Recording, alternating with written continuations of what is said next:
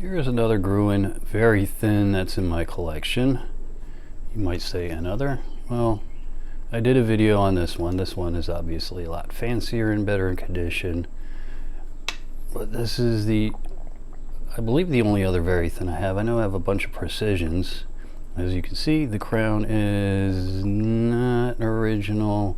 And I was thinking about trimming down that stem so that the crown would fit, but I think I'm better off just holding on till I find a original crown that goes with this stem. Anyway, you can see there are some spots on the dial. It is a tonneau or barrel-shaped case. Kind of a nice looking watch. Did come with this stretchy band. Stretchy bands are nice. As long as they don't pinch the hairs on my arm, they're nice. Okay, anyway, this one's from 1950. This is, like I said, barrel-shaped or tonneau-shaped. 27.5 millimeters. And then the lug-to-lug is 37. This is 10-karat gold-filled case. Lug width on this is 16 millimeters. Thickness is 9.85. It's got a serial number at the bottom and then Gruen base metal. Okay, so taking a look at the movement. This is the Gruen 421 movement. This one has 15 joules.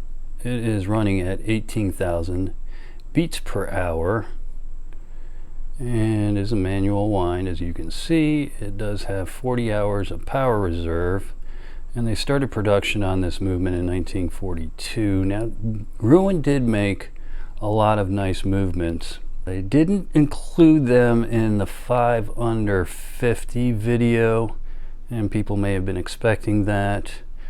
It was kind of a choice between this and Elgin. I didn't want to do a 6, or 10 is even getting harder.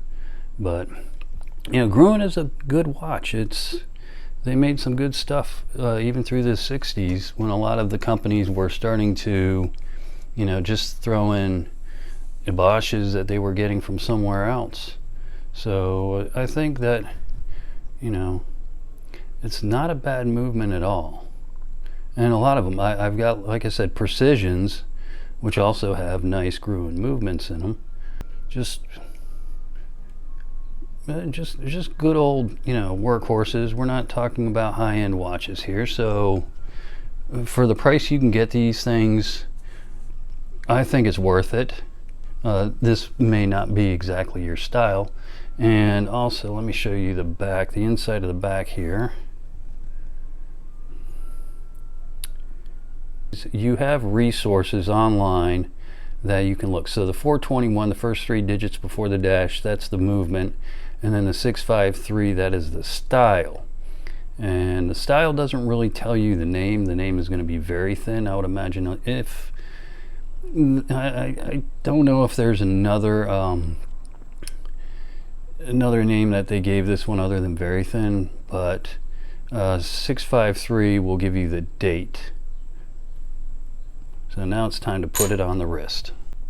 All right, taking a look at the watch on my wrist, the Gruen Veri-Thin. It's not a bad looking watch at all. 6.5-inch wrist. It is got the second sub dial. Does have that domed acrylic crystal, which adds to the thickness of the thing. And you think Veri-Thin. I guess it was very thin at the time, not by today's standards. If you saw a watch today, went out and bought a watch that said it was Veri-Thin, you'd expect it to be probably 5 millimeters or less, but this was from 1950. Anyway, not a bad looking watch at all. Of course, a different look for in my collection, something to grab off the desk, the table, or the box, wherever I decide to keep it. And it's just a good looking watch. And anyway, so yeah, that's it. 1950 Gruen Veri-Thin. If you like this video, click like, subscribe. Thanks for watching. Bye.